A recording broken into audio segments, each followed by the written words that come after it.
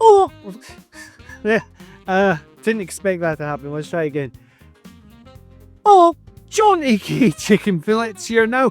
At the time of recording, the Nintendo Switch 2 is due out in roughly about a week or so, which is absolutely insane. Now this got me thinking about my time with the Nintendo Switch, and obviously this being a JRPG related channel, the JRPGs that I played on it. So I've narrowed it down to 15 JRPGs, which I consider to be the best 15 JRPGs I've played on the system. So yes, in true Chicken Fillet style, we're going to have a look at the top 15 JRPGs on Nintendo Switch. Trying to remember the title midway. Now you can gather how I'm going to do this video today. We're going to do this in a one-shot, one-take format. Now before we get into all the usual guff, if you like JRPGs, knowing what my favourite JRPGs on the Nintendo Switch is, and like hearing a wee Scottish guy talk about it, well, please consider subscribing to the channel. So, now remember, this is not a be-all, end-all. Right, this is annoying me. See, this is why I don't wear the glasses often on the videos, because the light ring keeps on showing up. I can see, don't worry. Right, so it's not the be-all, end-all list. This is my top 15. There is some amazing JRPGs on the Nintendo Switch. So, as always, I want to know what your top 15 are, or your top 3, just whatever you think is the best JRPGs on the Nintendo Switch. You let me know down below. Now, I've not limited it to just Nintendo first party releases, you know what I mean. It's got third party releases. Just if it's a JRPG, if it was released on the system, it will be on here. There's no sort of there's not going to be any sort of, you know, this is number one. I'm just taking everything from a pile and I'm just going to go through it one by one. So we're going to kick off strong with this. Now this is actually in my top 5 JRPGs all time. It is Fire Emblem Three Houses. This was my first forte into Fire Emblem on the Nintendo Switch in general, and it was an absolutely fantastic experience. In this, we follow our protagonist, Blythe. I think that's how you pronounce it. They are a professor in the Military Academy of Garigma. See, I remember that. Now you select one of the 3 houses. Yes, it's in the title, and whatever house you pick dependent will have an effect on what story happens. I have played this game to death. It is so good. I've done every house. I've done the Church of Seros route as well. The tactical JRPG in this is so much fun. I prefer this over Fire Emblem Engage. If you know the channel, I don't really have... let's not get onto that subject. It is an awesome game. The soundtrack from this is awesome as well. The cel-shaded graphics holds up, and that's why I like cel-shaded graphics, because no matter what era of gaming, those ones stand the test of time. So, let's move on to the next JRPG. We're looking at a Square Enix title here. Now this one I really do like, and it is the first JRPG with a job system. Now if you know me, I'm not great with job systems. It's the first game with a job system I fully completed and loved every second of it. It is Bravely Default 2. Now Bravely Default 2 is an absolutely incredible time. We follow the 4 warriors of light going for the crystals. Yes, I know it's inspired by Final Fantasy. We know this. But with this, I enjoyed this world. The characters were so much fun. I like the chibi art style. Now, that was this sort of art style that happened in the 3DS Bravely Default games, but they were modern. I don't want to say modernized. They just looked way better in this. The fact is, the reason I was able to enjoy the job systems in this is because you're able to speed up battles, and you're able to select, you know, the previous attacks that you've done. So the grind is not so hard anymore. Whereas some JRPGs, you know, you can't speed up the battles. This made that painless. Amazing soundtrack, a story I really enjoyed. I really wish that we got a Bravely Default 3 on the Nintendo Switch. Maybe in the Switch 2's lifetime, there is going to be the remaster of Bravely Default 1, which is going to be a launch title for the Switch 2. But that's on a game card, but that's a different story. Okay, so Bravely Default 2 at number 2. So, if you have a tally chart, please mark it for the amount of times Harvestella has appeared in the Chicken Village video. Yes, once again, Harvestella rears its head into a video. It is an incredible time. I have talked about this game on many collaborations. I have talked about this game on this channel so many times, and it's because of the story of Harvestella. It's not a farming sim game. I've said so many times that this game is a sci-fi JRPG with light farming elements. The farming side of it is relatively small. It only helps with likes of generating cash for your character and also producing like sort of your healing potions, etc. The action-based combat as well, you're able to switch between jobs. So for example, within battle you could have a fighter class where you're using your sword, and then next minute you're a mage character where you are firing magic at the enemy. The story really took me by surprise with this. It is so underrated. I did not expect, when you play some certain JRPGs, you can see a mile off what's going to happen. But with this, no, I just didn't get that feeling at all. It took me by surprise. Loved every second of it. This is why I bang on about it so many times. This is why I'm the president of the Harvestella fan club. Another game which I do talk about on the channel quite a lot is Lost Sphear. Now this game is from Tokyo RPG Factory. Tokyo RPG Factory is the group which was developers which Square Enix kind of formed to create golden era JRPGs, reminiscent of your early day PS1 games and SNES games. So this was the second outing of Lost Sphear, the second game of Tokyo RPG Factory, I should say. It's a great time. I really enjoyed it. It's turn-based combat. We're following our character Kantana, and the thing is, the world around you is disappearing, and you're using the power of memories to bring everything back. And I really like that aspect of the story because there was a sense of mystery of why everything was disappearing, and it unfolds. It does bring back the old school mentality, the old school aesthetic of a world map. Gotta love it. The inspired Chrono Trigger-esque combat as well. Fantastic game, and it's usually quite cheap to pick up as well. So if you've not played it, come on. Next up, we have another top 5 JRPGs of all time, top games in my, top 5 list. It is Xenoblade Chronicles 2, the reason I wanted a Nintendo Switch. So this, we follow Rex and Pyra on their journey to the Elysium, the birthplace of humanity, according to the story.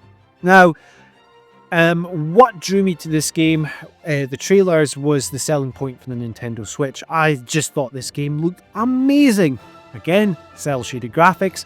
I had no experience of Xenoblade Chronicles at all. Didn't play the first one. I have played it, by the way, but at that time, it just blew me away. The trailer was like, sold it completely. I've completed this game a good few times. I think I've replayed it about 3 or 4 times and fully to completion. Rex, I love as a character. The supporting cast is great. Pyra's great. The story, I really liked it. One thing which stood out to me, there's a moment in the story where you get to the Elysium tree, and it's not what you think. Spoilers.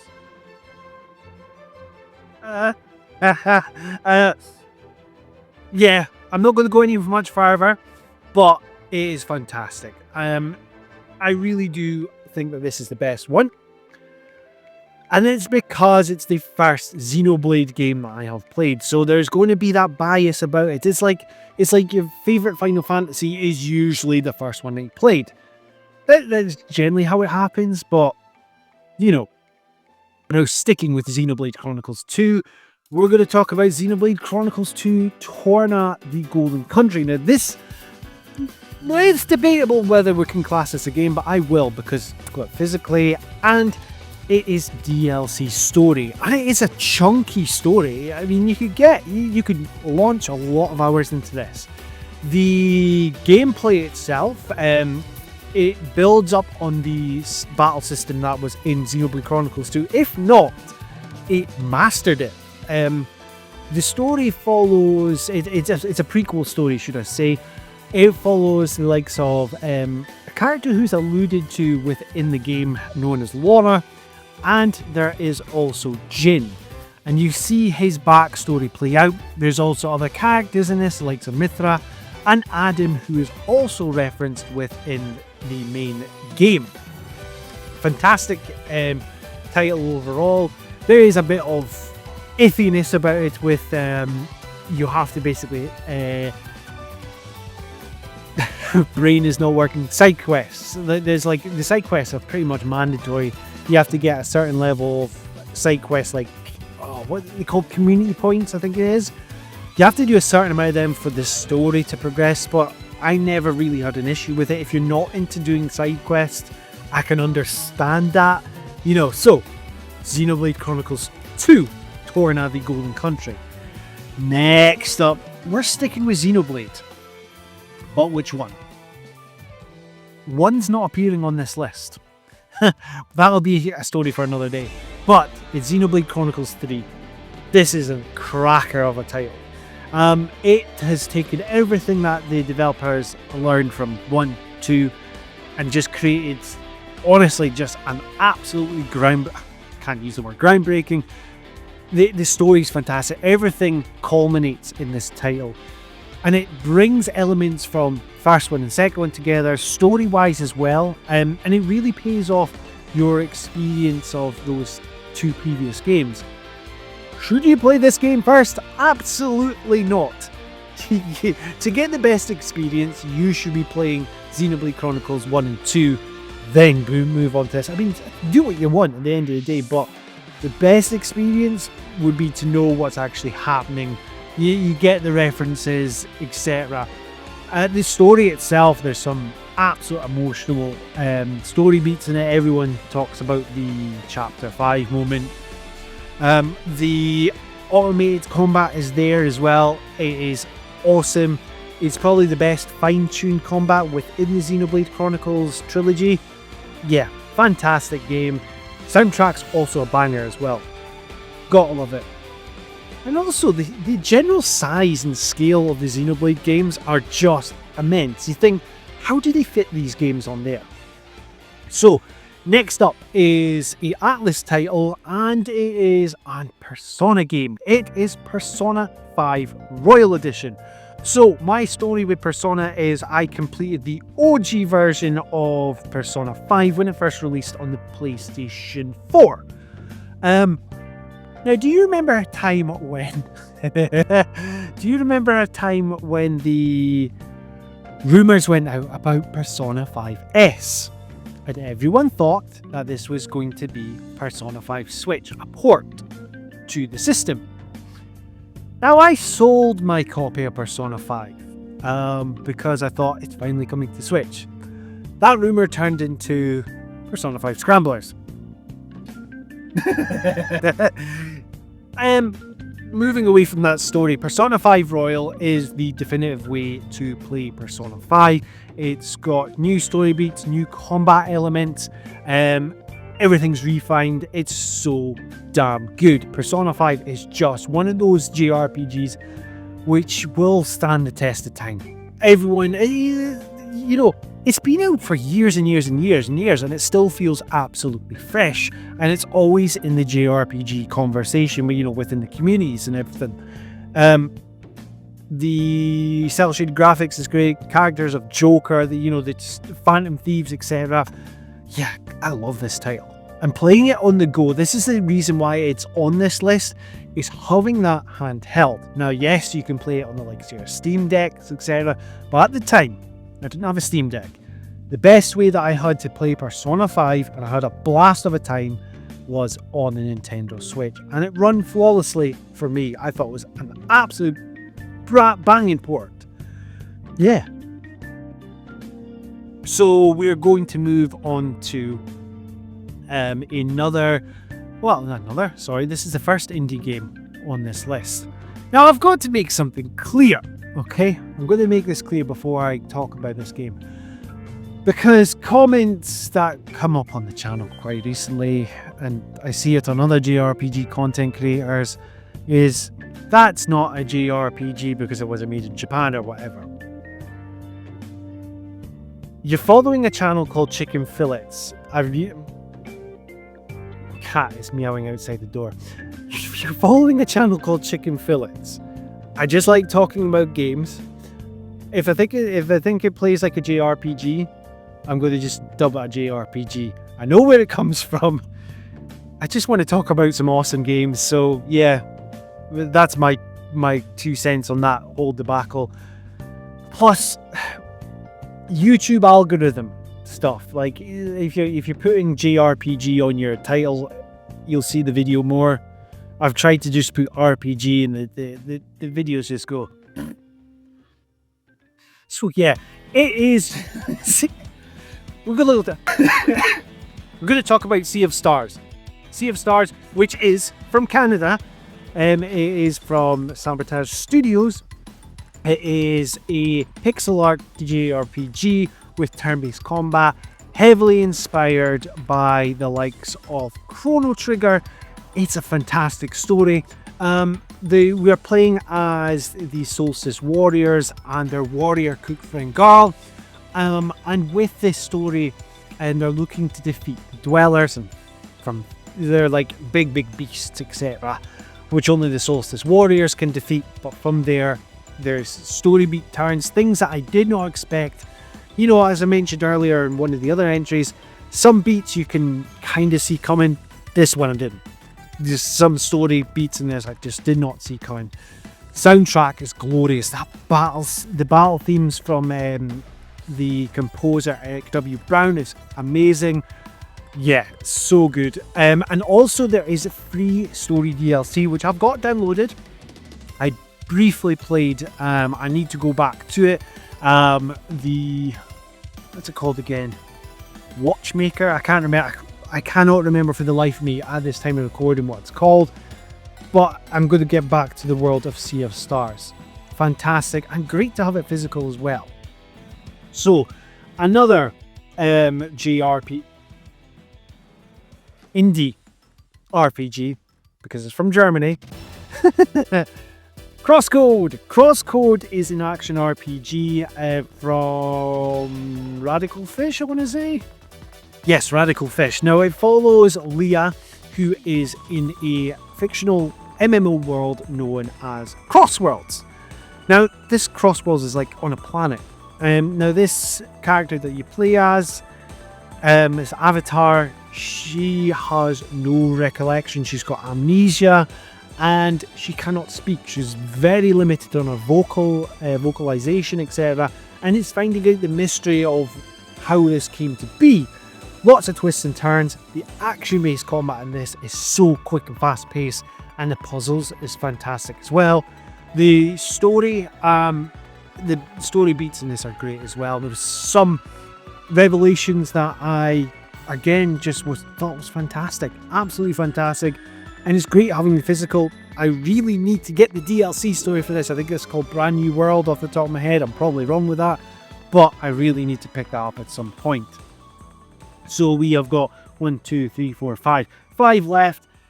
Look, it's not a Chicken Fillets video without Final Fantasy VII, so let's get Final Fantasy VII on there. It's Crisis Core Final Fantasy VII Reunion. Right, we've done that. And everything's falling. Another favourite of mine, and the reason now this game is one of my top 5 JRPGs of all time is because of the Switch. Nier Automata and the End of Yora edition.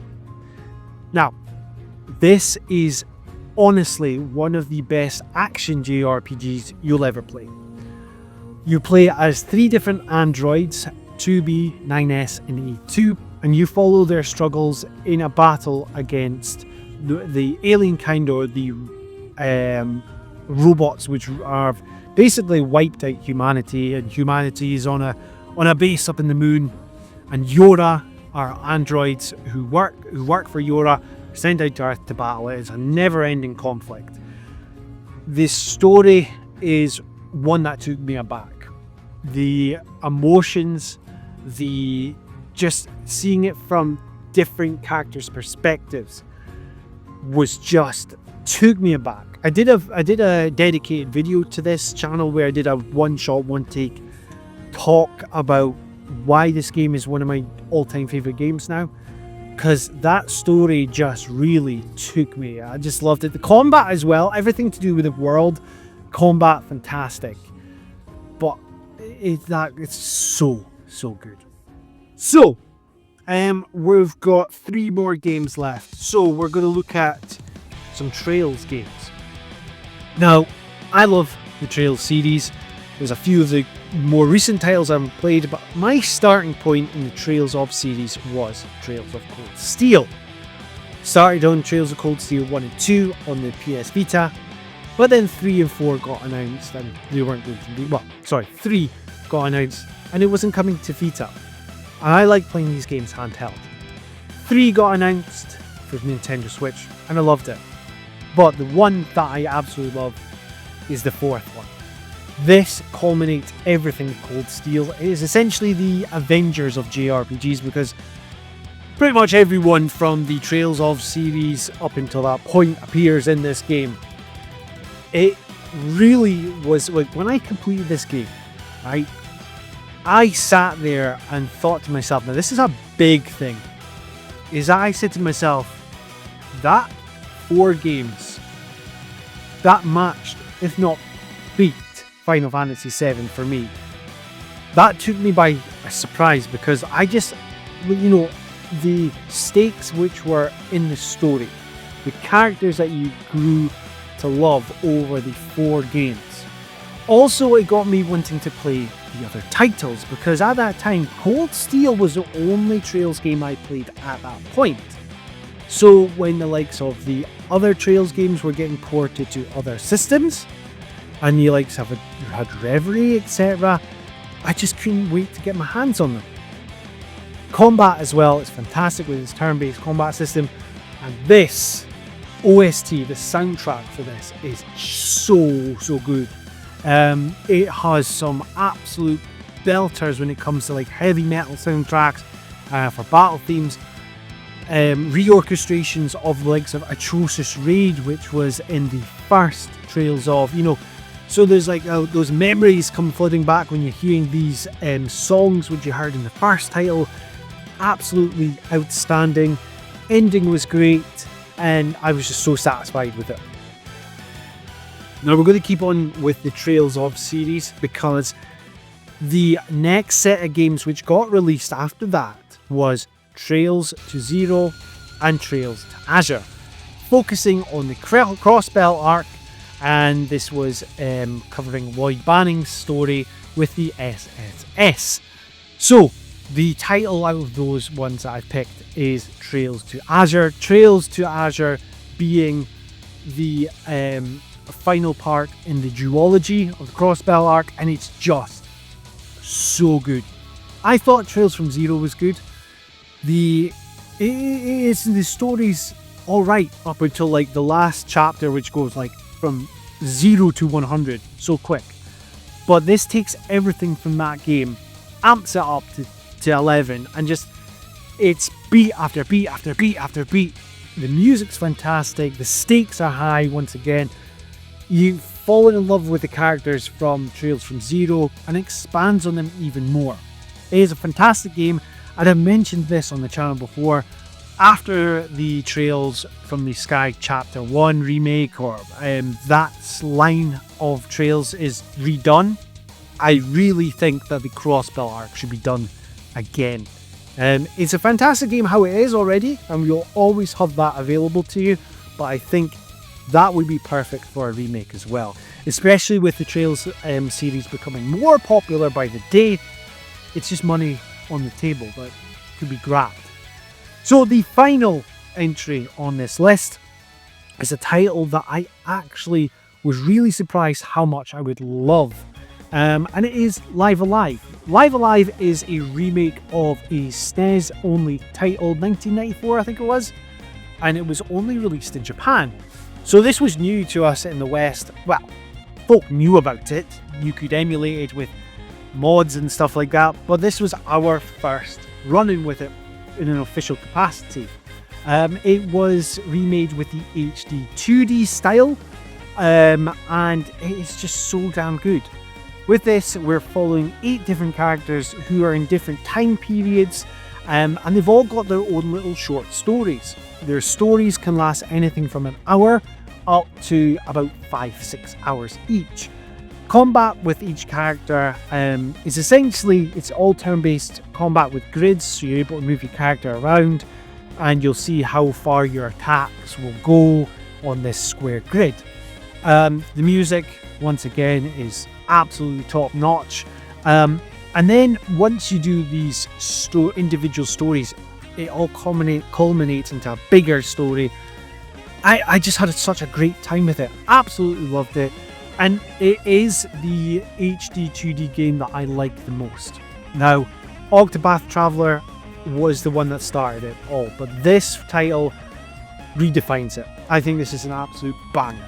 So there we go, 15 of the best JRPGs on Nintendo Switch, or whatever title I picked at the beginning.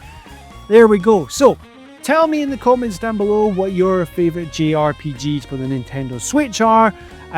If you like what you're seeing on this channel, please let me... let's start that again. This is the fun with doing one shot, one takes. Now, if you like what you're hearing and seeing on this channel, please help me grow it by liking, sharing and subscribing. And if you want to be kept up to date with everything Chicken Fillet, you know what to do.